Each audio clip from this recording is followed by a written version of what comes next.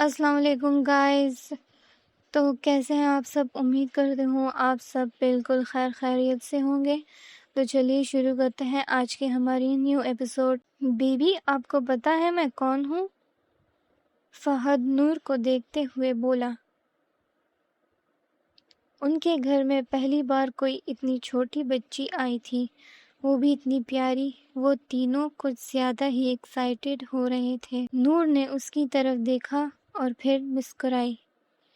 مسکراتے ہوئے اس کے لیفٹ سائڈ پر ڈمپل بن رہا تھا، بالکل لیلا کی طرح. ہاں آپ میرے چاچو ہیں نا؟ نور کے بولنے پر فہد کو ایک انجانی خوشی ہوئی. پاس کھڑی لیلا بھی مسکرائی اور پھر اسفند آگے آیا. اچھا بیبی میں کون ہوں؟ اسفند نے بےتابی سے پوچھا. آپ بھی اسفند چاچو ہو. نور نے اسفندیار کا نام لینے کی کوشش کی.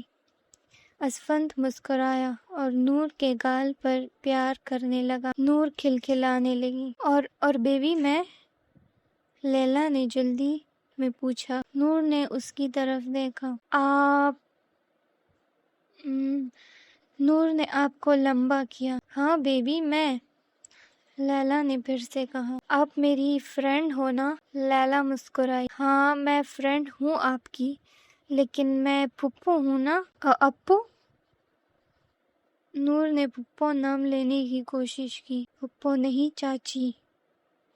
یہ الفاظ اسفند نے اپنے دل میں کہے تھے. لیکن بابا جانی نے تو کہا تھا آپ میری فرینڈ ہو. نور نے معصومیت سے کہا. اچھا اور کیا کیا کہا تھا؟ اور آپ ہمیں کیسے جانتی ہو؟ یہ بات فہد نے کہی تھی. بابا جانی نے پکچرز دکھائی تھی آپ سب کی.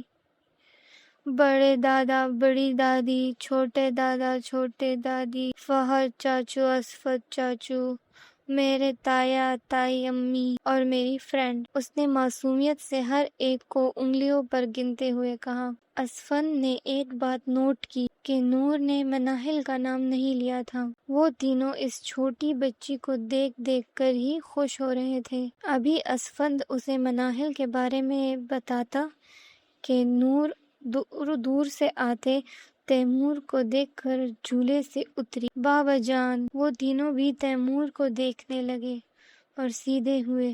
تیمور نور کو اپنی گود میں اٹھاتا اس کے ماتھے پر اپنے لب رکھ گیا. میرا بیٹا کیا کر رہا تھا؟ بابا جانی میں تو اپنی فرینڈ کے پاس تھی نا، اور میں نے جھولے بھی لیے.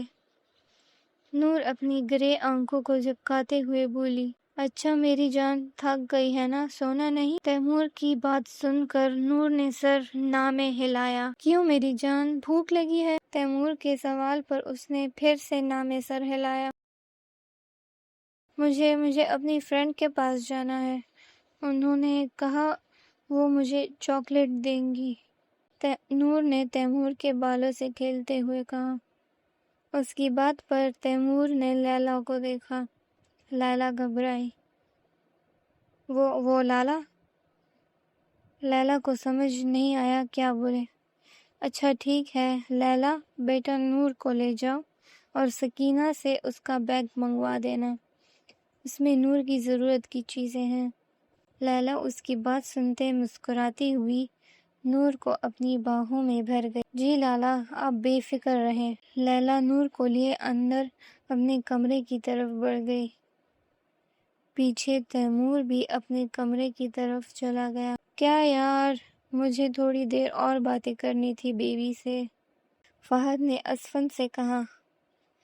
اسفند نے اسے عجیب نظروں سے دیکھا. آج سے پہلے تو ایسا نہیں کیا اس نے کبھی.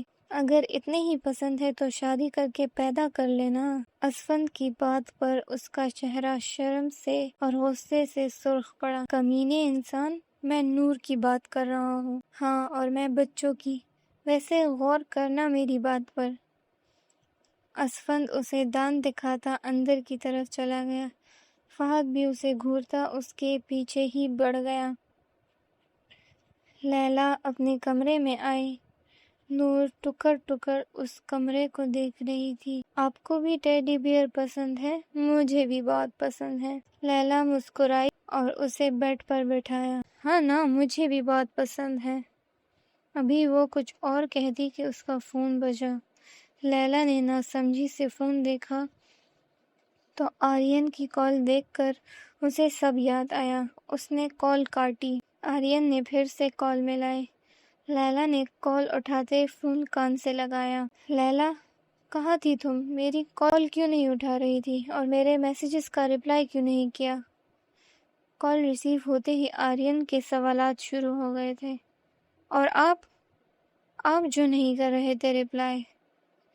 صبح سے اتنے میسیجز کیے، آپ بھی تو جان بوجھ کر اگنور کر رہے تھے۔ لیلا آہستہ آہستہ بول رہی تھی اور پاس بیٹھی نور اس کے ٹیڈی بیئر کے ساتھ کھیل رہی تھی۔ دیکھو لیلا، مجھے نہ ہی کچھ دیکھنا ہے اور نہ سننا۔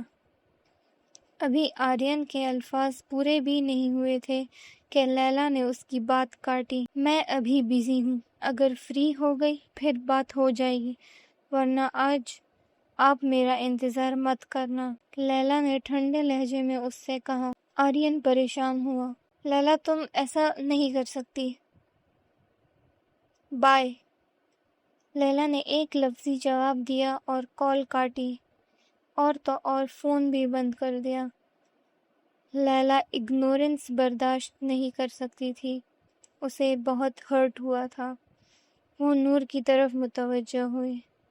پیچھے آرین نے اپنا فون دیوار پر دے مارا۔ کویتا جی اسے سمجھا کر گئی تھی کہ جیسے ہی تانیشا کے ڈیڈ کینیڈا سے واپس آ جائیں گے اس کی اور تانیشا کی سگائی ہوگی، تو اچھا یہی رہے گا کہ وہ اس لیلا کو بھول جائے۔ اور آرین نے بھی ایک بات انہیں سمجھا دی تھی کہ لیلا کو وہ کبھی نہیں چھوڑے گا، اگر اس کو اپنی جان بھی دینی پڑے۔ اس کی ماں اس کا جنون دیکھ کر ڈر گئی تھی۔ دوسری جانب ہینا مناہل کو آرام کرنے کا بول کر اپنے کمرے میں آئی تو زرار پہلے سے ہی روم میں تھا۔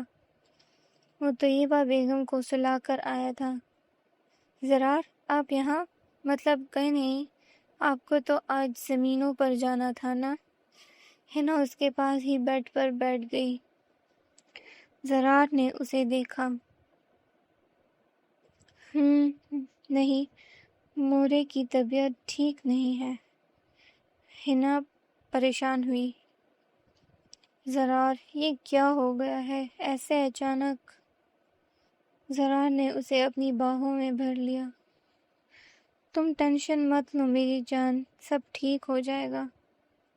زرار، تایا جان نے کیا کہا؟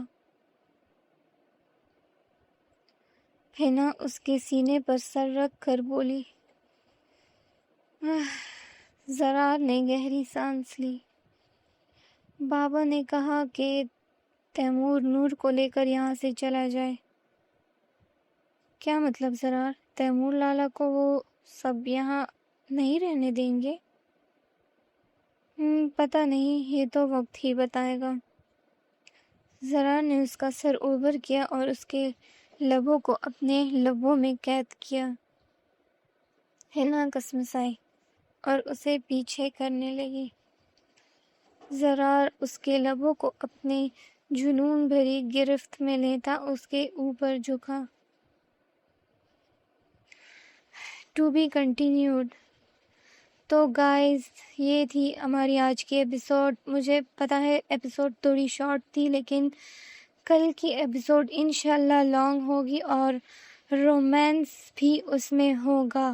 تو آگے پڑھنے کے لیے پلیز میرے چینل کو سبسکرائب ضرور کیجیے گا، اور کامنٹس میں ضرور بتانا ہے آپ لوگوں نے کہ آپ کو میرا ناول کیسا لگ رہا ہے۔